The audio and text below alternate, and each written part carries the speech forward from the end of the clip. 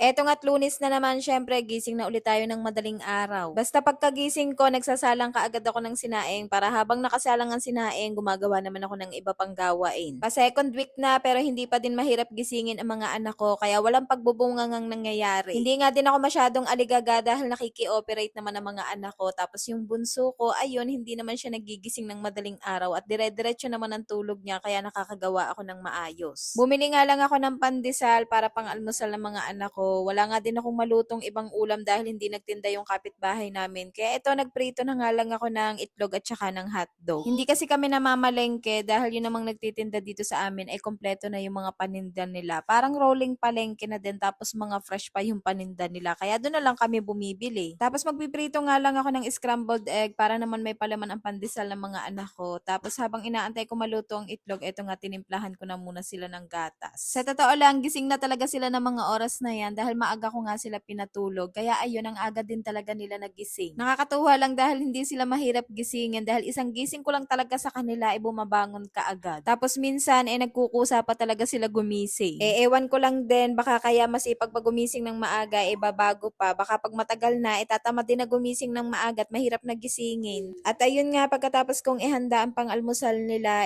pinag-almusal ko na. Tapos habang inaantay ko sila matapos, pinalansya ko na muna tong mga uniform nila. Sa sobrang pagod ko kagabi, hindi na nga ako nakapamalansya, maghapon ba naman ako naglaba. Syempre, hindi lang naman paglalaba ang ginawa ko dahil naglinis nga din ako ng bahay. Nakakatuwa talaga ang mga positive comments na nababasa ko na ang swerte daw ng mga anak ko, na ang sipag ko daw, ang swerte daw ng asawa ko. Ginagawa ko lang naman ang obligasyon ko pero hindi ako perpektong nanay, nagkakamali din ako, tinatanghali din ako ng gising. At syempre, madalas nagagalit din talaga ako sa mga anak ko. At saka pag wala namang pasok o kaya paglabas ng panganay ko sa school, napapakinabangan ko din naman siya dito sa bahay kagaya na lang ng pagbabantay sa kapatid niyang maliit. Nauutusan ko din naman siya sa mga gawaing bahay kagaya na lang ng paghuhugas ng pinggan, paglilinis. At para naman sa ibang bata na hindi masyadong naaasikaso ng magulang, baka naman may iba pang dahilan, baka naman may trabaho sila. Kaya wag sana kayo magtampo sa mga magulang nyo dahil iba't iba naman tayo ng sitwasyon. Dahil sa totoo lang, yung panganay ko nung grade 6 siya, hindi ko din talaga siya masyado naaasikaso dahil maliit pa nga yung bunso ko noon at nahihirapan pa talaga ako kumilos. O siya, eto, balik na nga tayo dito sa ginagawa ko. Naayos ko na nga ang pambaon ng mga anak ko kaya ito, inasikaso ko naman tong pangalawa ko pagkatapos nila maligo. Eto naman pangalawa ko, ang panganay ko na nagpapaligo dito dahil sabay naman silang naliligo. Tapos etong panganay ko, pinagbaon ko na nga siya ng napkin dahil baka makalimutan pa niya. Nakalimutan nga niya magsuot, buti na lang naalala niya. 11 years old na tong panganay ko pero hindi pa rin talaga yan marunong mag-ipit ng buhok. Pinagsasabihan ko nga, sabi ko, muse pa naman siya, hindi lang yun pagandahan. Dapat malinis din siya sa sarili at presentable din talaga.